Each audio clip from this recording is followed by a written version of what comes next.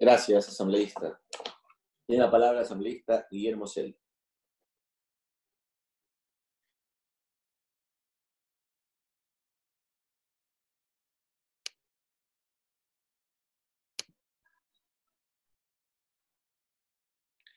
Buenas tardes, colegas legisladores. Buenas tardes, señor presidente de la legislatura. ¿Sí se me escucha?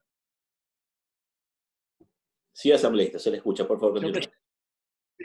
Buenas tardes. Yo quiero ir directamente al grano porque estas son las preguntas y respuestas que necesitan los ecuatorianos. El ministro ha señalado, el mundo se paraliza, estamos en shock.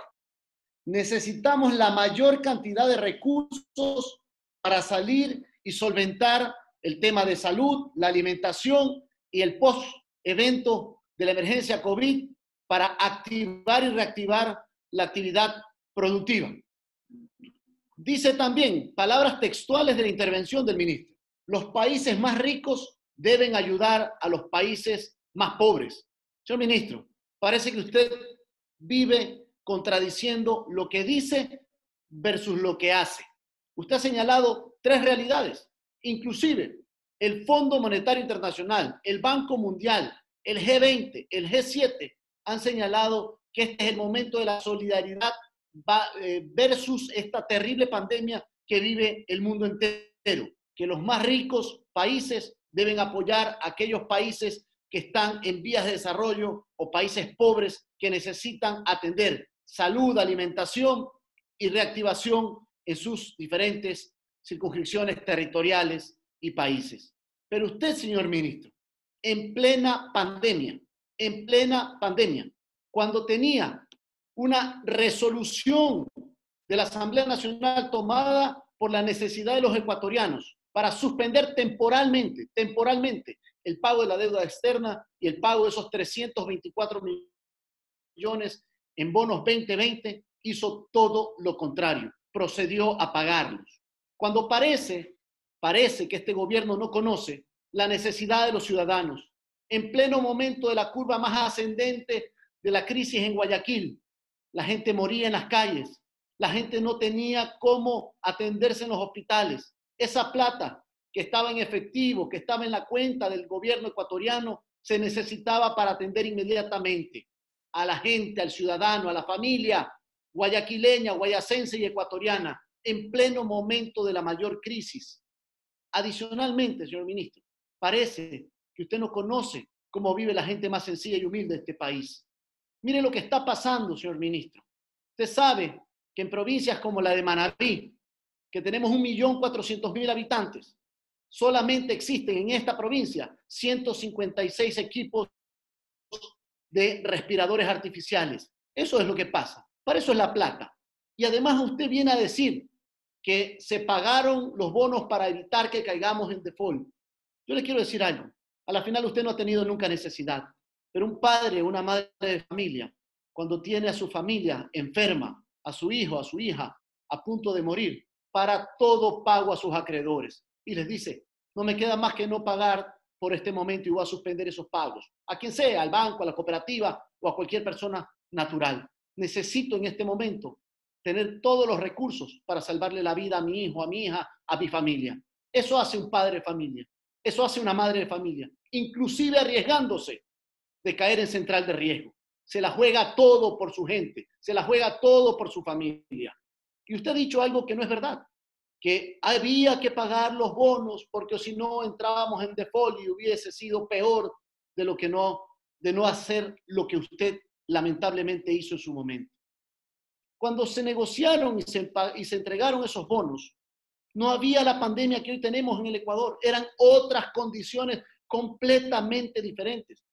Esto es una fuerza mayor, esto es una fuerza mayor que no se puede resistir una pandemia. Esa es la realidad.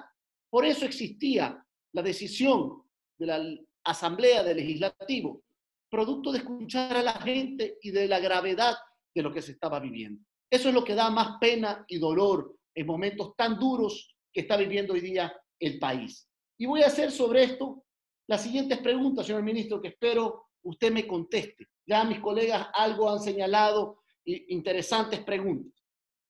Señor ministro, conoce y diga en cuánto estaba el riesgo país a la fecha en que usted ordenó pagar los bonos 2020, esos 324 millones de dólares.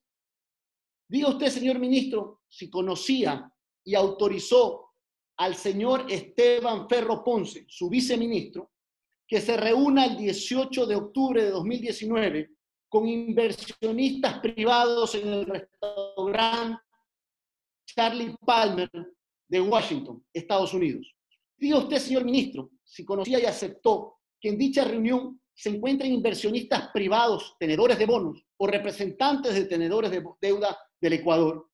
Diga usted, señor ministro, si considera que el señor Esteban Ferro Ponce ha actuado bien y acorde con sus funciones de viceministro. Diga usted, señor ministro, si al haber dispuesto el pago de los 324 millones de dólares de los bonos 2020, ¿en qué se benefició el país?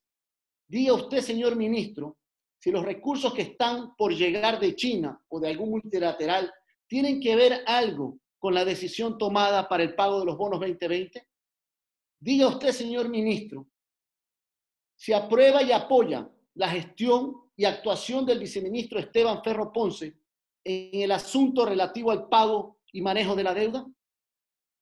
Diga usted, señor ministro, si el país conoce y tiene usted información sobre la identidad y el nombre de las personas naturales o jurídicas tenedoras de deuda externa, bonos 2020, que fueron beneficiadas con los 324 millones el 20 de marzo que usted autorizó el pago en plena pandemia que vive el mundo y nuestro país en particular. Con esta respuesta, señor ministro, vamos a sacar muchas conclusiones. Y aquí quiero ser muy claro. Mire usted, señor ministro, a la ciudad de Guayaquil, porque esto no es a la alcaldesa o a un funcionario público, se le están debiendo 70 millones de dólares de las asignaciones que manda la Constitución y la ley. Este es el centralismo. Esto es mandado por la Constitución. Esto no es si le gusta o no le gusta al funcionario de gobierno. Esto es un mandato constitucional. Al gobierno provincial de Manabí se le deben 30 millones de dólares. A Quito, Calvo ha pedido al gobierno que le dé 40 millones de dólares para apoyar en este proceso y en esta lucha contra el coronavirus.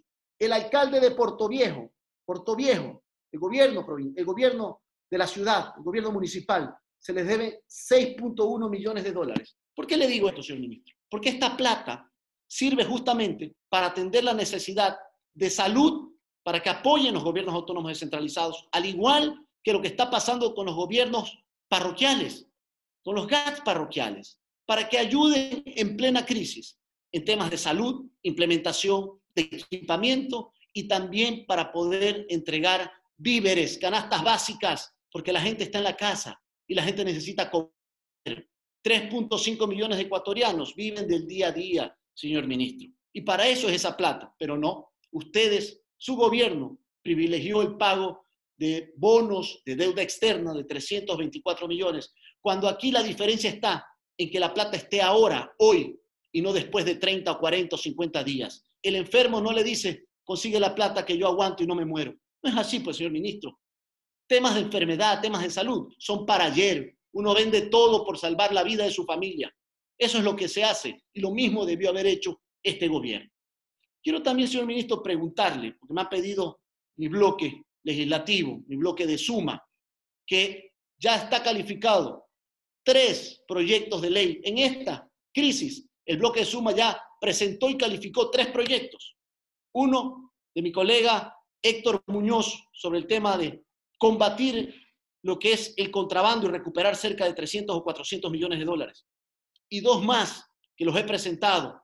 El uno para poder diferir y que no se permita que ninguna familia en el Ecuador sea desalojada de su vivienda por el falta de pago de los cánones de arrendamiento, pero al mismo tiempo rescatar y ayudar a las personas mayores adultas y con discapacidad que viven de cobrar esa renta para su alimentación y también para la compra de sus medicinas. Y es ahí donde el gobierno tiene que apoyar.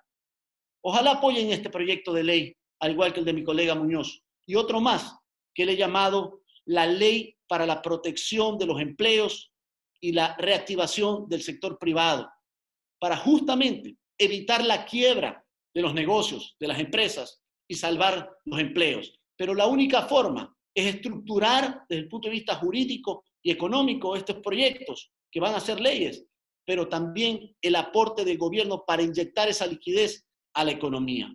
Eso se requiere, eso se necesita. Este es el momento para hacerlo.